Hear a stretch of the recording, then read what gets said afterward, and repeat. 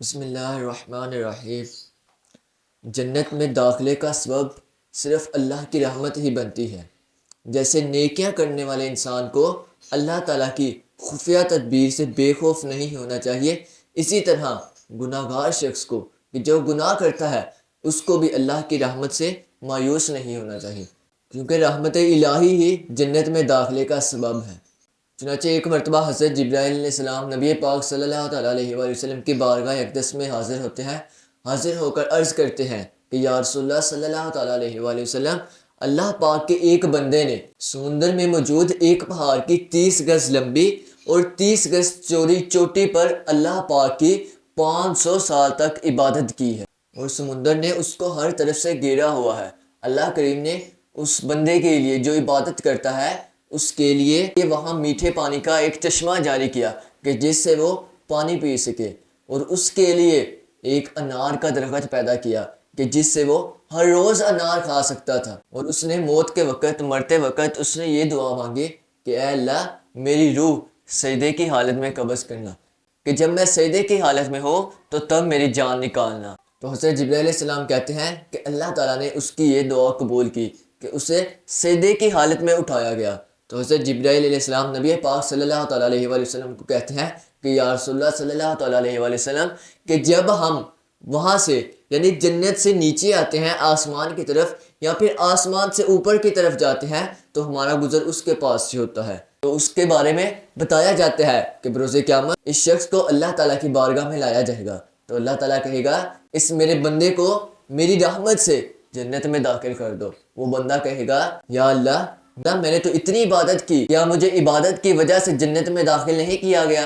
تو پھر کہا جائے گا کہ اس میرے بندے کو میری رحمت سے جنت میں داخل فرما دو۔ تو وہ بندہ کہے گا کہ یا اللہ مجھے میرے اعمال کی وجہ سے جنت میں داخل فرما۔ تو اللہ تعالیٰ پھر کہے گا کہ اس بندے کو میری رحمت سے جنت میں داخل فرما دو۔ وہ بندہ کہے گا کہ یا اللہ مجھے میری عبادتوں کی وجہ سے جنت میں داخل فرما۔ تو اللہ تعالیٰ فرمائے گا کہ اس بندے پر جو میں نے نعمتیں کی اور جو اس نے عبادت کی، ان دونوں کا آپس میں مقابلہ کرو۔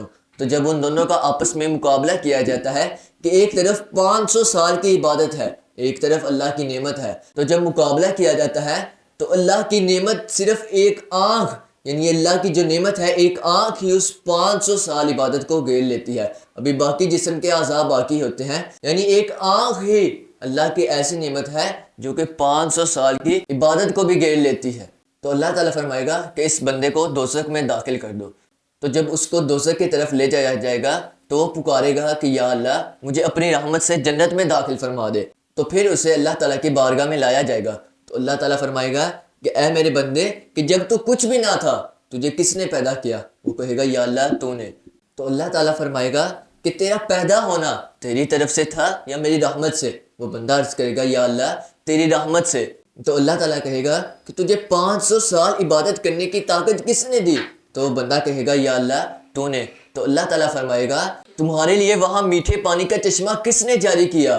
انار کا پودا کس نے پیدا کیا؟ حالانکہ انار تو سال میں ایک مرتبہ ہوتا ہے، لیکن تمہارے لیے پورا سال ہی انار رہا، وہ کس نے اگایا؟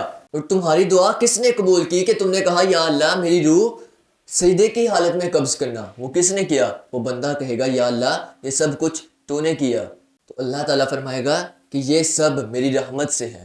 تو اللہ تعالیٰ فرشتوں کو فرمائے گا کہ اس بندے کو میری رحمت کی وجہ سے، میری رحمت کے سبب اسے جنت میں داخل فرما دو۔ تو فرشتے اس کو اللہ تعالیٰ کی رحمت کی وجہ سے جنت میں داخل فرما دے گا۔